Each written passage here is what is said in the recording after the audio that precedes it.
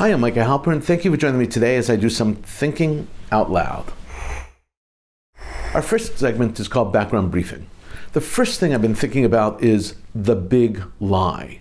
The big lie was made famous by Nazi propagandists. In Mein Kampf, Hitler used the big lie to explain how Jews had manipulated the results of World War I. Chief Nazi propagandist Joseph Goebbels and his minions of Nazi propagandists used the big lie as a fulcrum to galvanize mainstream society against the Jews. Their goal was to justify their own murderous operations against the Jews. The concept is very simple. Tell a lie often enough, and people will believe it. People are gullible. If the lie is told over and over, voiced with conviction, and echoed by the right people in the right places, it becomes internalized by the masses, hence the big lie. Today, especially across university campuses, we are witnessing the big lie emerge with ferocious momentum. The biggest lie circa 2024 is that Jews and Israel are perpetrating a genocide against the people of Gaza. Around the globe, lies are being spread about Jews and Israelis. The more they're told, the more people believe them.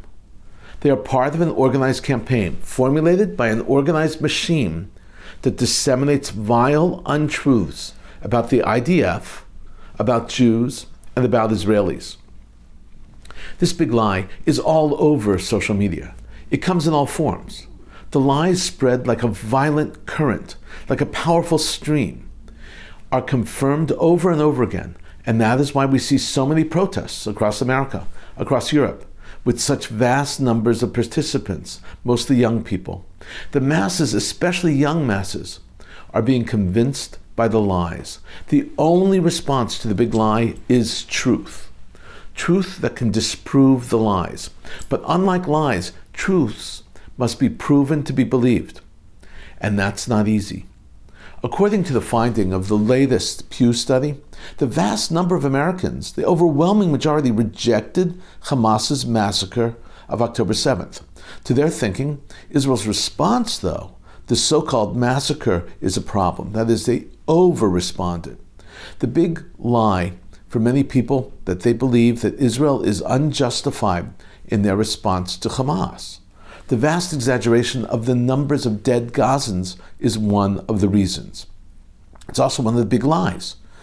Even pencil pushers in the United States administration parrot Hamas's numbers. We know their numbers are not and cannot be true. And yet the fake numbers are still quoted all the time, as high as the president. They are essential part of the big lie. As Jew hatred gains momentum, people, especially young people, not just on campus, but also in their professional and social lives, are confronted with the dilemma of Israel versus Hamas. And many of those who love Israel, love their family and love their Jewish history and their traditions, feel a tremendous amount of social pressure to downplay their loyalty. Instead, even join the haters of Israel. These young people are caught in a terrible bind. They have three major options. Option one is to stand up against the lies, to fight. That requires a great internal fortitude, personal strength, and a strong sense of self. It also requires great knowledge, enough to confront the lies and the ability to, quote, take the slings and arrows of outrageous fortune and by opposing them, end them. That is not easy. Option number two is to do what many in the established Jewish community have done and what the U.S. administration has done, to make clear a very clear distinction between Israel on the one hand and Netanyahu and his government on the other. This group proclaims that they are not anti-Israel or anti-Jewish. They are merely anti-Prime Minister Netanyahu. They claim that they could never be pro-Bibi and his government, that Bibi is the cause of this problem in the first place, and that they support Israel and Israel's right to exist. This group tries to thread the needle, and therefore they could save face in front of Jew haters and haters of Israel and stop just short of appalling or even being excommunicated by their families. By saying that they would never support Netanyahu and his government, the root of the problem, they are doing what President Biden is doing in response to the small, stridently vocal, extreme left flank of the Democratic Party. They're doing the same thing. And then there's the third option. Those who have decided to embrace the haters, to justify the mass murderers, and to excuse the mass rapists. Members of this group believe the rhetoric and actively spread the big lies on their own. For young Jews, it's a hard decision to make, afraid of the social repercussions, the public humiliation, and not wanting to be ostracized by their colleagues, their friends, their classmates, their peers, knowing that they will likely suffer for being labeled as supporters of Israel and defenders of the Jewish people. They swallow hard, they bite the bullet, and choose an option they do not wholly believe in. And in doing so, in public gatherings and conversations with others, they are in step with the supporters of genocide. These people hide the fact that their siblings might be in Israel studying for their gap year for the year, or that they're joining their family in Israel for Passover. They live in shame and quake in fear of being unmasked.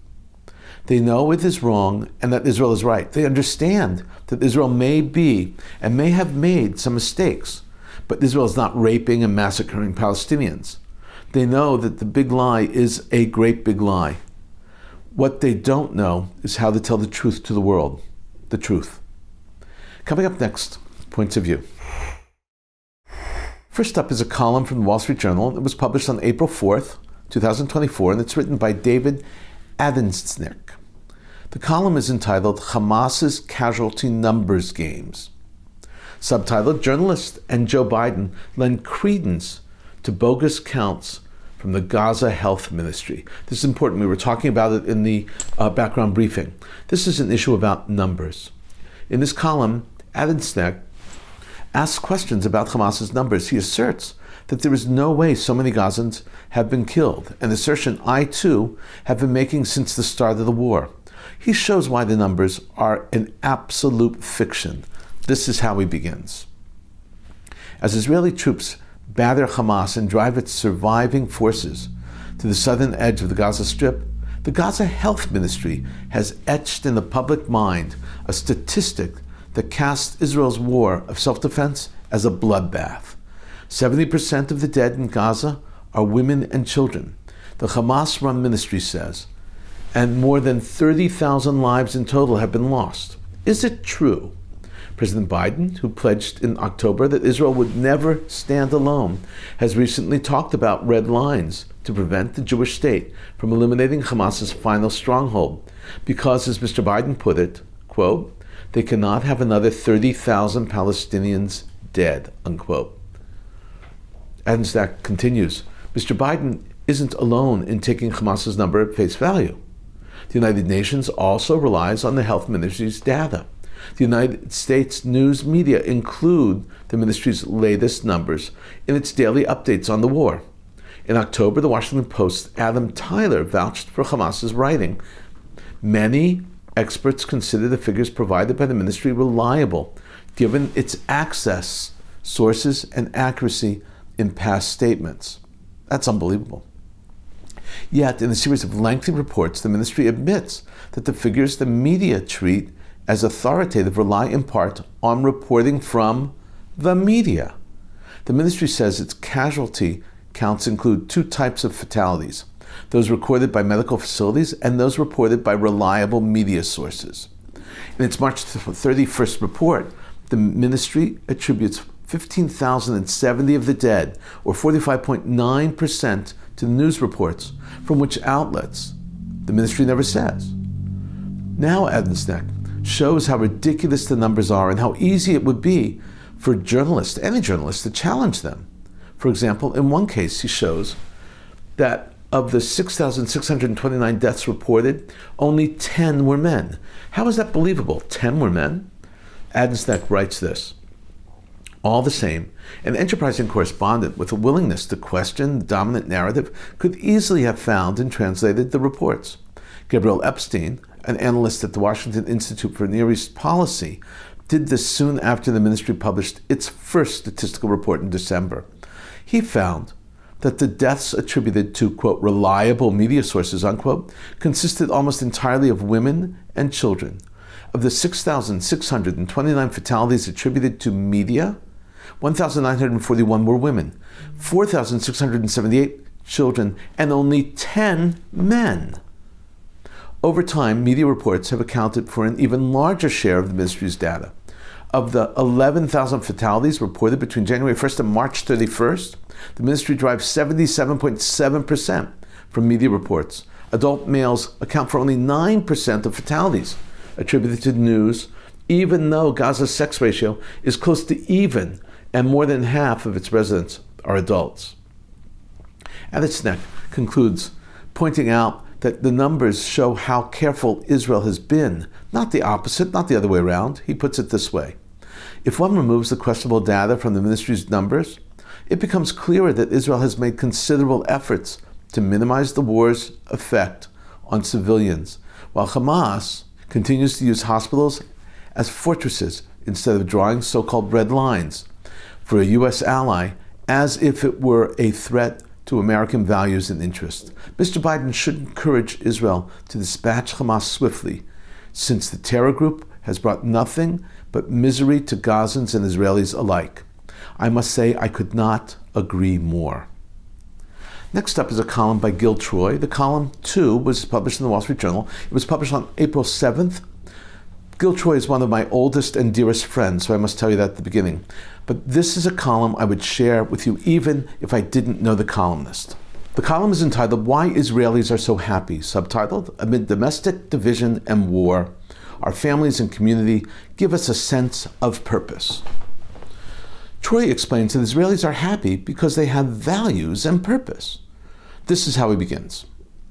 You might have seen reports that America has fallen out of the top 20 countries on the 2024 World Happiness Index. They probably didn't mention that Israel finished 5th, behind Finland, Denmark, Iceland, and Sweden. Don't confuse happiness with comfort or self-indulgence. Israelis began 2023 polarized politically, only to be united by Hamas's invasion.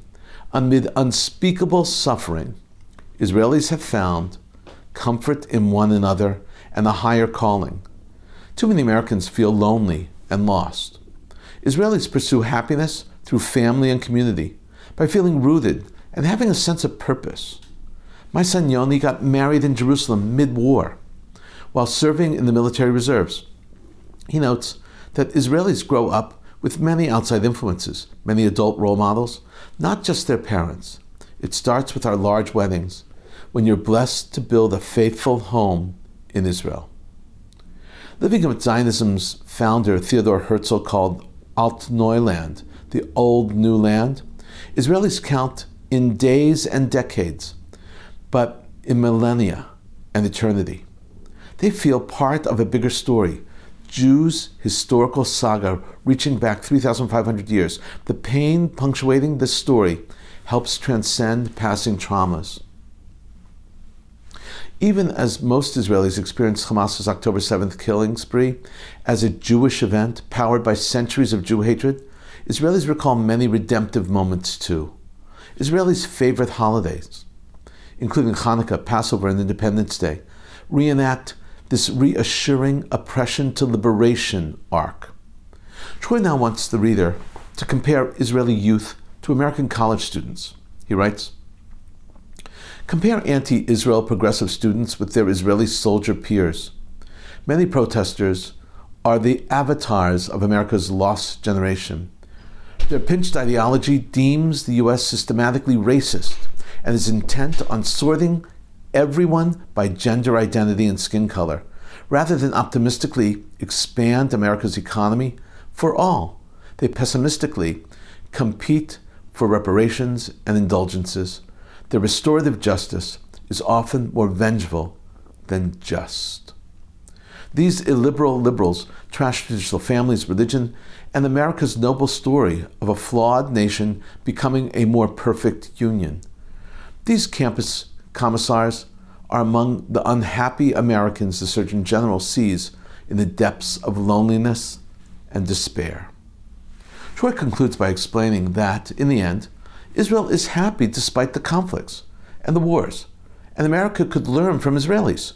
He writes, Israelis didn't seek this war, but when attacked, they unleashed a patriotism, idealism, self-sacrifice, and grit that today's regressive progressives scorn. Israelis' resilience, duty, and love of life explain how this often polarized and besieged society remains such a happy place. Rather than demonize these heroes, protesters could learn from Israelis about the art of living, not only for their sake, but for America too. An excellent piece, Gil. Thank you so very much. Coming up, commentary through cartoons, where pictures tell the story. I want to show you 7 cartoons today. They are all about the Iranian direct attack on Israel. It's from an Arab paper published in the United Kingdom. The cartoon is called Fake Drone Attacks. Yes, there are many people who believe that October 7th massacre was fake, and also the Iranian attack on Israel was a hoax, that Israel created both. Can you imagine that? Next up is a cartoon of President Biden trying to stop Israel from retaliating. Biden is clinging for dear life on the nose of an Israeli fighter jet that Bibi Netanyahu is flying. Biden is holding up in his hand a stop sign. Obviously, Biden is powerless in stopping Israel. Next up is Bibi wearing a gestures hat. The hat is made up of the exhaust clouds of the drones and rockets that Iran launched towards Israel. This next cartoon has Joe Biden and Bibi Netanyahu poking a hornet's nest. The nest is Iran. In the second panel of the cartoon, hornets are the drones, and they're chasing Bibi and Biden. The entire depiction is warped. To think that Iran was provoked into a direct attack of over 350 rockets and drones and missiles is pure Jew hatred. It's nonsensical. In this cartoon, the cartoonist creates a depiction of Iran with the Ayatollah clobbering Bibi Netanyahu's foot, which represents all of Israel. The United Nations, the European Union, and NATO are all preventing Bibi, or Israel, from hitting back. This cartoon is so true. Now a cartoon titled Common Language. Bibi and the Ayatollah are sending rockets towards one another. On each of the rockets is the word revenge. In this cartoon that shows hundreds of Ayatollahs surrounding Bibi, Netanyahu looks worried. The cartoonist is telling us that the world looks at the attack and thinks Israel should be worried. I do not think so. I disagree. I think Iran should be worried at this point. And finally, a rocket is coming towards Israel, and Israel flicks it away with a finger, as if it were a fly. If only it were really that simple as child's play. In a moment, more of my own perspective and a few predictions. During the debate in the Security Council about the Iranian attack against Israel, Saeed Iravani, Iran's ambassador to the United Nations, asserted and explained that it was Iran's contention that the attack was in line with international law and was both necessary and proportionate. Iravani emphasized that the attack was directed at military targets in Israel and was meticulously planned to minimize civilian casualties. He also reiterated that Iranian claim that the attack was retaliation for the assassination of high-ranking officials of the Revolutionary Guard in Damascus. The Iranian ambassador to the United Nations said, given these circumstances, Iran had no alternative but to exercise its fundamental right as per international law. It's high time the Security Council address this real issue. He said, the real issue is Israel. How wrong he is. Meanwhile, the United Nations Security Council is considering the application of the Palestinian Authority to become a full UN member. Quote, was unable to make a unanimous recommendation, unquote, on whether the PA met the criteria. This, according to the committee report, as seen by Reuters. The Palestinian Authority, however, is still expected to push the 15-member Security Council to vote on a draft resolution recommending it become a full member of the world body. They will fail. There is no doubt about it. If succeeding, they would effectively be recognized as a Palestinian state. The Palestinians are currently a non-member observer state, a de facto recognition of statehood that was granted in 2012 by the 193-member UN General Assembly. The 15-member Security Council did not grant them admission. They must recommend it in order for it to be effective. So they are discussing the Palestinian application of UN membership. According to CNN, the United States will restrict the movement of Iran's Foreign Minister Hussein Amir Abdullahian during his visit to New York. Briefing reporters, the State Department spokesman Matthew Miller said that the United States may indeed impose restrictions on Abdullahian, who will visit the country as part of a UN meeting. Pledging his support for Israel following Iran's UAV and ballistic missile attack, the Prime Minister of the United Kingdom, Rishi Sunak, said, quote, "I condemn in the strongest terms the Iranian regime's reckless attack against Israel. These strikes risk inflaming tensions and destabilizing the region. Iran has once again demonstrated that it is intent on sowing chaos in its own backyard. The UK will continue to stand up for Israel's security and that all of our regional partners, including Jordan and Iraq, alongside our allies, we are urgently working to stabilize the situation and prevent further escalation. No one wants more bloodshed." Iran informed Turkey in advance of its planned operation against Israel. A Turkish diplomatic source told Reuters. The source added that the United States told Iran, via Ankara, via Turkey, that its operation must be, quote, "within certain limits," unquote. The U.S. Secretary of State Antony Blinken spoke to Turkish Foreign Minister to make clear that escalation in the Middle East was not in anyone's interest. According to Iranian state media, the intelligence unit of the Iran's Revolutionary Guard issued a statement warning Iranian citizens against any pro-Israeli posts by Iranian social media users. Nevertheless, there have been Iranians inside and outside the country who have indicated their support for Israel even after Iran launched their overnight drone and missile attack against the Jewish state. Iran's foreign ministry summoned the ambassadors of Britain, France, and Germany to question what they referred to as their irresponsible stance regarding Tehran's retaliatory strikes on Israel. This from the semi-official Iranian labor news agency. The three European countries condemned Iran's drone and missile attack against Israel. The director for Western Europe at Iran's foreign ministry accused the three countries of double standards because earlier they opposed a Russian-drafted UN Security Council statement that would have condemned Israel's attack on Iran's embassy compound in Syria. According to Iranian director's statement, Iran's military action against the Zionist regime, that's Israel, is well within the framework of the right to legitimate defense stipulated by Article 51 of the United Nations Charter, and in its response to a series of crimes, including the recent attack on the embassy compound in Syria. It comes as no surprise that Hamas defended Iran's attack on Israel.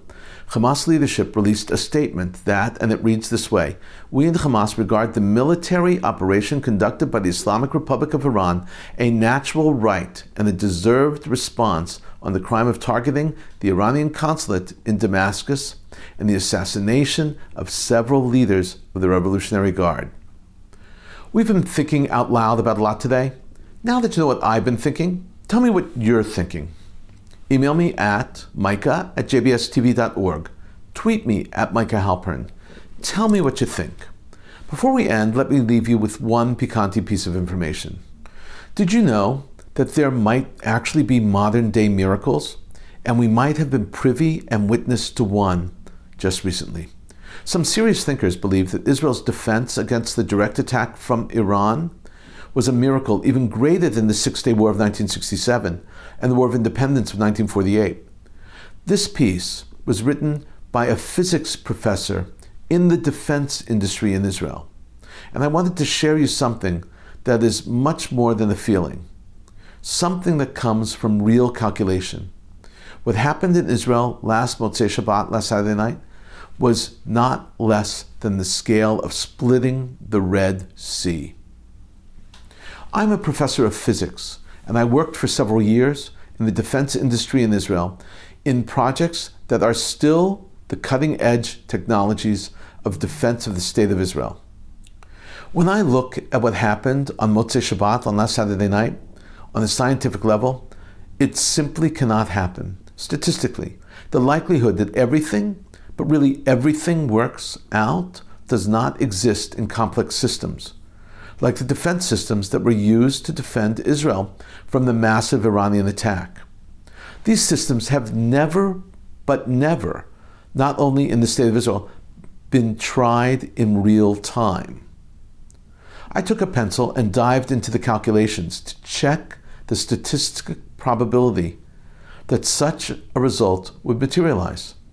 The large number of events that had to be handled when each missile or UAV is handled independently, that is, human error or some deviation of one operation, is not offset by other successful operations, compounds the chance of making a mistake.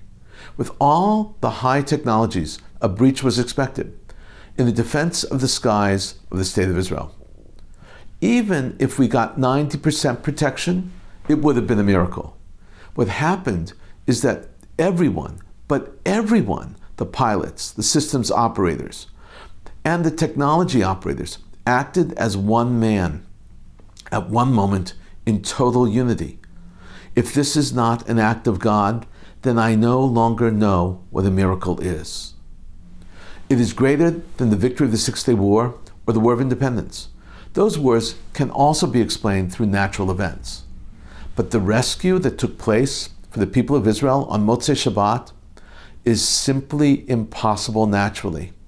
I believe this miracle saved the lives of many people from Israel. If the defense system had failed to intercept a number of cruise missiles, the result would have dragged us into a very complex war. I wouldn't bet that next time it will work like this without divine supervision. The simple proof of what I said is that the managers of the defense industries who develop and manufacture these systems guarantee no more than 90% success. And we all saw with our own eyes 99.9%. Thank you, Hashem. Thank you, God. From the day you came out of the land of Egypt, I have showed you wonders. That's a quote from the book of Exodus. Signed, M. Abitbol. It certainly gives us a lot to think about and a lot to be grateful for. Thank you for thinking out loud with me, Micah Halpern. Let's think out loud again next week on JBS.